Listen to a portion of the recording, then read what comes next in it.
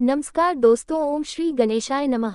जय श्री राधे, हरे कृष्णा। ओम पितृ देवताभ्य नमः। ऐसी मान्यता है कि श्राद्ध पक्ष में पितर धरती पर आते हैं। माना जाता है कि पितृपक्ष में पितरों का संबंध प्रकृति से भी होता है। पितृपक्ष में मनुष्य से लेकर पक्षी तक कई रूपों में पितर हमारे घर के द्वार पर आ सकते हैं, बस हम उन्हें पहचान नहीं पाते हैं। किन किन रूपों में पितर हमारे द्वार पर आ सकते हैं, इस बारे में पहले जानते हैं, उसके बाद हम सुनेंगे पितृपक्ष के दिनों में सुनी जाने वाली कुछ कथाएं। पितृपक्ष के समय अगर घर में कोई मेहमान, गरीब या असहाय व्यक्ति आए तो उनका कभी अनादर न करें, उन्हें खाली हाथ ना जाने दे, बल्कि उनके भोजन की व्यवस्था अवश्य करें। श्राद्ध पक्ष में गाय या कुत्ते का भी द्वार पर आना बहुत शुभ माना जाता है। अगर यह रास्ते पर दिख जाए तो इन्हें मारकर भगाना नहीं चाहिए, बल्कि इनको कुछ ना कुछ खाने को जरूर देना चाहिए। पितृपक्ष में घर पर आए हुए कौवे को कभी नहीं भगाएं, बल्कि कौवे को भी भोजन दे। ऐसा करने से पितर प्रसन्न होते हैं। धार्मिक मान्यताओं के अनुसार पितर पक्ष में 15 दिनों तक कौवे के द्वारा ही पितर अन्न ग्रहण करते हैं। इससे न सिर्फ वे तृप्त होते हैं, बल्कि अपने परिवारजनों को भरपूर आशीर्वाद भी देते हैं। हिंदू धर्म ग्रंथों के अनुसार मनुष्य पर 3 प्रकार के ऋण होते हैं, जिनमें पितर ऋण, देव ऋण और ऋषि ऋण प्रमुख माने गए हैं, और इन सब में भी सर्वोपरि है पितर ऋण। पितृपक्ष में श्रद्धा पूर्वक श्राद्ध कर्म करके परिजन अपने इन तीनों ऋणों से मुक्त होकर मोक्ष को प्राप्त कर सकते हैं। पितृपक्ष के दिनों में पितरों के नाम से श्राद्ध तर्पण के अलावा पितरों की कथा का श्रवण करके अगर उसका पुण्य पितरों को अर्पित कर दिया जाए तो उससे भी पितृगण तृप्त और प्रसन्न हो जाते हैं। ब्रह्म वैवर्त पुराण के अनुसार देवताओं को प्रसन्न करने से पहले मनुष्यों को अपने पितरों को प्रसन्न करना चाहिए, और ज्योतिष के अनुसार पितृदोष को सबसे जटिल कुंडली दोषों में से एक माना जाता है। पितरों की आत्मा की शांति के लिए हर साल भाद्रपद शुक्ल पूर्णिमा से आश्विन कृष्ण अमावस्या तक के काल को, जिसे पितृपक्ष कहा जाता है, पितरों के नाम से दान पुण्य आदि कार्य किए जाते हैं। ऐसी मान्यता है कि इस दौरान कुछ समय के लिए यमराज जी पितरों को आजाद कर देते हैं, ताकि वे अपने परिवारजनों द्वारा किया गया श्राद्ध ग्रहण कर सके। भगवत गीता का पाठ या श्रीमद् भागवत पुराण की कथाओं का श्रवण करने से भी पितर प्रसन्न हो जाते हैं। त्रेता युग में माता सीता द्वारा महाराज दशरथ के पिंडदान की कथा तो सभी को मालूम होगी, लेकिन श्राद्ध का प्रारंभिक उल्लेख द्वापर युग में महाभारत काल के समय में मिलता है। महाभारत के अनुशासन पर्व में भीष्म पितामह के महाराज युधिष्ठिर के साथ श्राद्ध के संबंध में बातचीत का वर्णन मिलता है। महाभारत काल में सबसे पहले श्राद्ध का उपदेश अत्रि मुनि ने महर्षि नीमि को दिया था। इसे सुनने के बाद ऋषि नीमि ने श्राद्ध का आरंभ किया। उसके बाद अन्य महर्षियों और चारों वर्णों के लोग भी श्राद्ध करने लगे। वर्षों तक श्राद्ध का भोजन करते रहने से पितर देवता पूर्ण तृप्त हो गए। श्राद्ध का भोजन लगातार करने से पितरों को अजीर्ण रोग हो गया। इससे उन्हें अब कष्ट होने लगा। अपनी इस समस्या को लेकर वे ब्रह्मा जी के पास गए और उनसे इस रोग की मुक्ति दिलाने की प्रार्थना की। पितरों की प्रार्थना से द्रवित होकर ब्रह्मा जी ने कहा कि आपका कल्याण तो अग्निदेव करेंगे। तब अग्निदेव ने पितरों से कहा कि अब से श्राद्ध में मैं आपके साथ भोजन करूंगा, मेरे साथ रहने से आपका अजीर्ण दूर हो जाएगा। ये सुनकर पितर बड़े प्रसन्न हुए। बस तभी से श्राद्ध में सबसे पहले अग्नि का भाग दिया जाने लगा और पितरों को अजीर्ण रोग से मुक्ति मिल गई। ऐसा कहा जाता है कि अग्नि में हवन करने के बाद पितरों के निमित्त दिए जाने वाले पिंडदान को ब्रह्म राक्षस भी दूषित नहीं करते। सबसे पहले पिता, उनके बाद दादा और उनके बाद परदादा के निमित्त पिंडदान करना चाहिए। यही श्राद्ध की विधि है। श्राद्ध में हर गृहस्थ को अपने पितरों के नाम से कुछ न कुछ दान अवश्य देना चाहिए। अब सुनिए श्राद्ध पक्ष में हर दिन सुनी जाने वाली कथा। प्राचीन कथा के अनुसार जोगे और भोगे 2 भाई थे। जोगे धनी था और भोगे निर्धन था। दोनों भाइयों में बड़ा प्रेम था, लेकिन जोगे की पत्नी को धन का घमंड था और उधर भोगे की पत्नी बिल्कुल सरल हृदय की थी। पितृपक्ष आने पर जोगे की पत्नी ने उससे पितरों का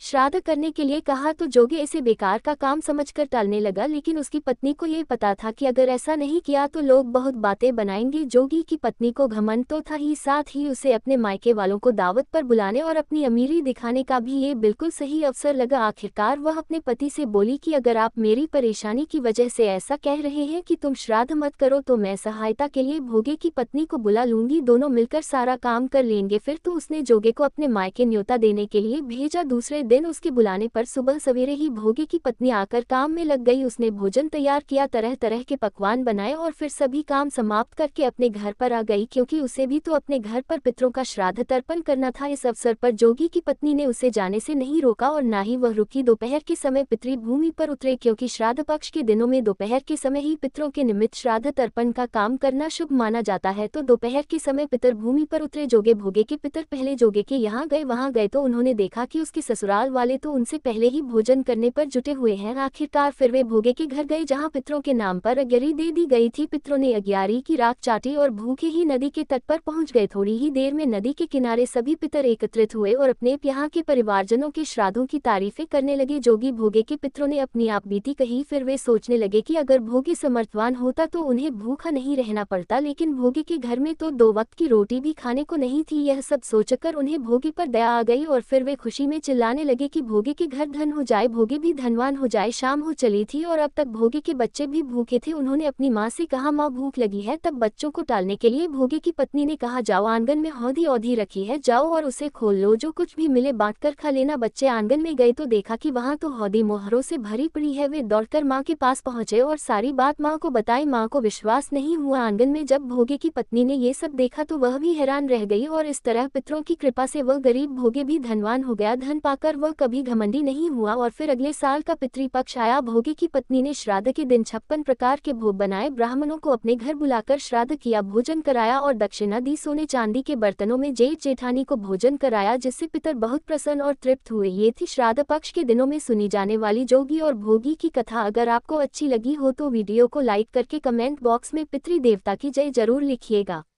धन्यवाद।